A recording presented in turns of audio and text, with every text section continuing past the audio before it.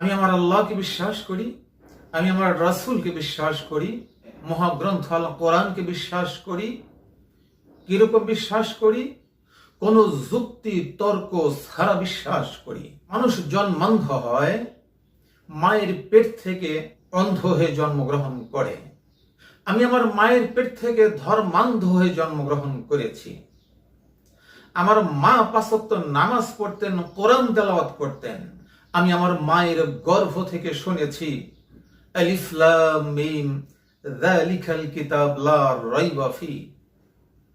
এটা সেই মহাগ্রন্থ আল কোরআন, সর্বকালের সর্বযুগের সর্বশ্রেষ্ঠ মহাগ্রন্থ।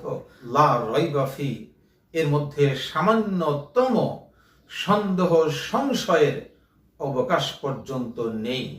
সামি'না ওয়া আতা'না, এটা আমি শুনেছি এবং অন্ধভাবে মেনে নিয়েছি।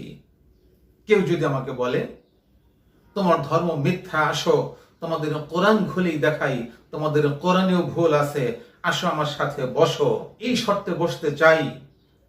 যখন সে আমাকে ভুল প্রমাণিত করতে পারবে না, আমাকে ইসলাম গ্রহণ করতে হবে, এই শর্তে বসতে পারি।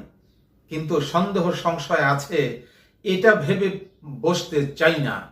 কারণ আমি একজন খাঁটি মুসলমান, আমি ধর্মান্ধ মুসলমান। যে ব্যক্তি আল্লাহকে, রাসূলকে, কোরআনকে বিশ্বাস করে তাকে ধর্মান্ধই হতে হবে, একজন মৌলবাদী মুসলমান। কারণ আমি আমার ধর্মের মূল নীতিমালাগুলোকে বিশ্বাস করি। একটা ইমারত, একটা বিল্ডিং এর মূল ভিত্তি হচ্ছে তার পিলার। পিলারকে অস্বীকার করে একটা বিল্ডিংকে স্বীকার করা যায় না। ইসলামের মূল ভিত্তি হচ্ছে 5টি।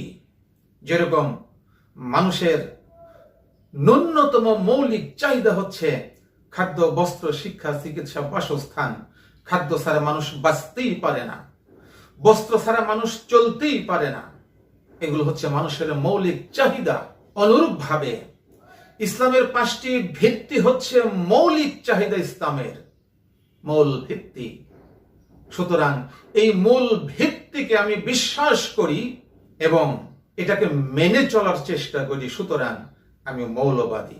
রাসূলুল্লাহ সাল্লাল্লাহু আলাইহি ওয়াসাল্লাম বিদায় হজের আগে বলে গেছেন, তারাকতু ফীকুম আমরাইন লান তাযিল্লু মা তামাসসাকতুম বিহিমা কিতাবাল্লাহি ওয়া সুন্নাত রাসূলি। আমি তোমাদের মাঝে 2টি জিনিস রেখে গেলাম, তোমরা পথভ্রষ্ট হবে না ততক্ষণ পর্যন্ত যতক্ষণ এই 2টি জিনিসকে আঁকড়ে ধরে থাকবে। তা হচ্ছে আল্লাহর কিতাব, মহাগ্রন্থ আল কোরআন এবং রাসূলের সুন্নাহ বা তরিকা। সুতরাং এই 2টি জিনিস হচ্ছে একজন মুসলমানের মূল ভিত্তি। সুতরাং ইসলামের মৌলিক জিনিসগুলো আমি মেনে চলি, মেনে চলার চেষ্টা করি, মানুষকে বোঝানোর চেষ্টা করি, বিশ্বাস করি আল্লাহ এবং রাসূলের তরিকা ছাড়া পৃথিবীতে শান্তির কোনো বিকল্প নেই।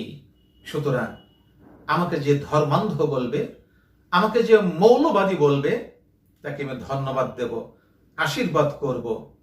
ধর্মান্ধ এবং মৌলবাদী হোক আমার দুনিয়া এবং আখিরাতের পরিচয়। আল্লাহ রাব্বুল আলামিন যেন আমাকে ধর্মান্ধ এবং মৌলবাদী হিসেবে কবুল করেন।